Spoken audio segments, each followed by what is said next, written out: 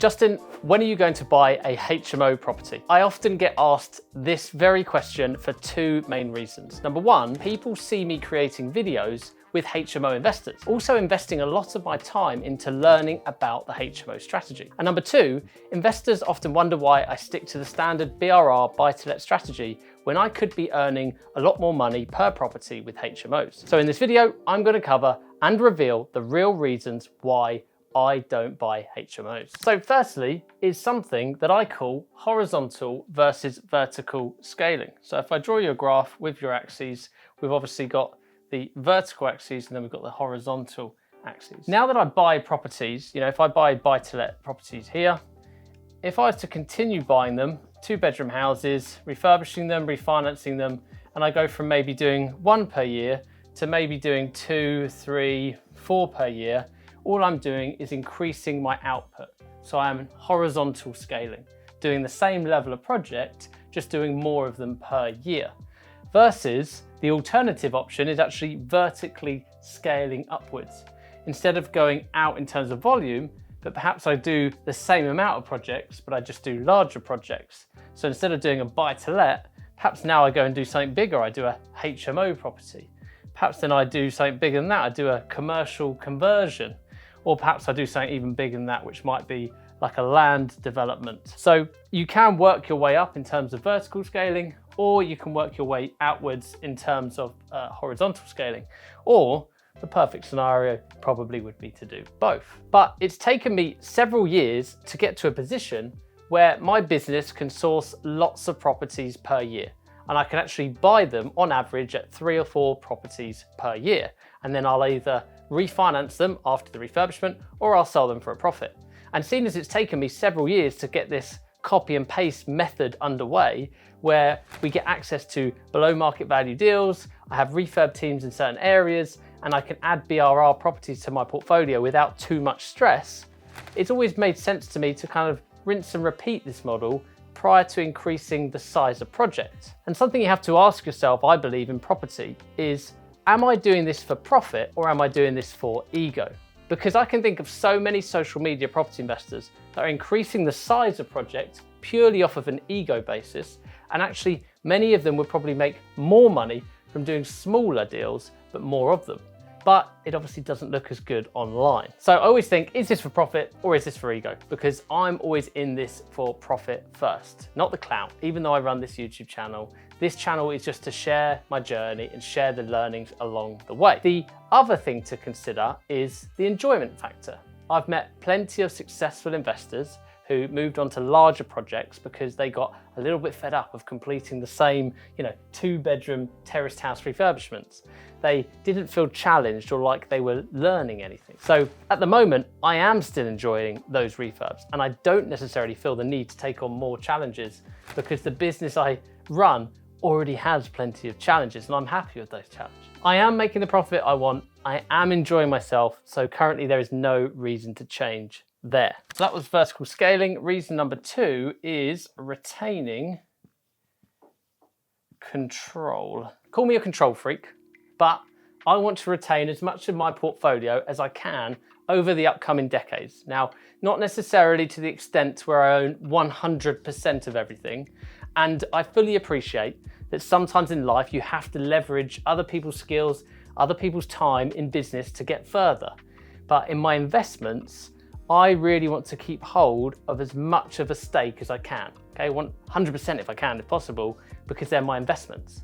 Whereas some investors in my shoes with thousands of watchers on YouTube and Instagram might actually start raising money left, right, and center, getting joint venture partners for this, for that, and before you know it, they own a portfolio, but they might only own 50% of it. I'm not here to throw shade on those people because it's still very respectable and impressive what they go on to do. But personally, that does not align with my goals. I would rather take a longer approach to getting somewhere, but retain more of the investment myself, the full percentage. But to caveat that, with something, let's say like flips, well, they're short term. And yes, I would welcome joint venture partners on those. In fact, if you have a few £100s right now and you want to flip some properties in the next 12 months, well, drop me a message and we can have a chat. But you'll notice I only said flips, and that is because there is a clear exit. It's a short-term hold, it's a short-term joint venture. Whereas a HMO, as we're talking about here, okay, that's long-term. It's a long-term hold, and there is currently only a few individuals in this world that I'd probably choose to own a property with for 20 plus years. I believe people change, finances change, goals change, emotions can run high around finances, and therefore you have to be very, very careful who you start and get in business with. So when it comes to retaining control, I want to try and build my portfolio based off of retaining as much of that as possible, and if it means growing slower, then so be it. So number 3 is results. And I'll start with an equation for you, okay? And that is that energy times focus equals the result that you want, okay? Or gives you results, should I say. I know at some point it makes sense to add HMOs to my portfolio. Why is that?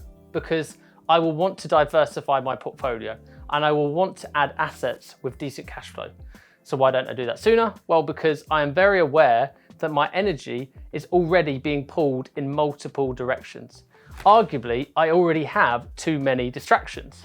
You know, if we say that this is what my time looks like, at the moment, I've got distractions in all directions. I've got all these different things I'm trying to juggle in my lifestyle versus actually, if I gave myself one thing to do, I'd have far more results because you're putting more of your energy and more of your focus into one thing, therefore you'll get further with it. And I am truly a big believer in narrowing down your focus. The person with 12 income streams probably has 12 average income streams that make small amounts of money each month.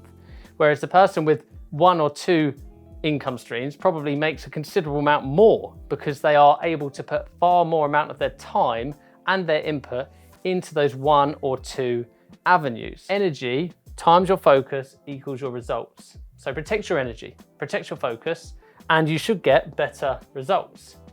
Relating this back to HMOs, right now I have plenty going on. I purchase properties for my own portfolio. I occasionally flip them too. I run Property X, and as a business, we source around 80 properties per year on average. I mentor beginner property investors. I run this YouTube channel, which usually, as a minimum, always gets out 1 video per week, which doesn't sound like much, but production can be hard. So my plate is always full, and I need to either take some of the things off of that list or get more efficient through hiring additional team members before I want to think about purchasing HMO properties and adding more things to my plate. Overall, I see my portfolio evolving like this. First of all, continue to buy low value, high ROI buy-to-lets because they are my bread and my butter. Number 2, also continue to buy higher value buy-to-let properties with higher rents, which I've already started to do. Number 3, then finally move on to those HMO properties, but not buy many of them, so low volume, but better quality HMOs. Last but not least, also continue flipping multiple properties per year to always replenish that capital and add to my lifestyle, taking those profits and making a nice lifestyle with that. I think it's really important to try and run your own race and to not feel the pressure of what someone else is posting online or what someone else is telling you is the best strategy. Always try and ask yourself, what is the best strategy for my situation? What is the strategy that helps me achieve my goal? Because many people have tried to belittle my journey by bringing up the fact I haven't done HMOs. But I just remind myself that I've been part of sourcing over 250 properties. So that means I've been part of finding 250 below market value transactions. I bought 15 properties myself, some of which I've sold either because they're flips or because I've sold them out of my portfolio.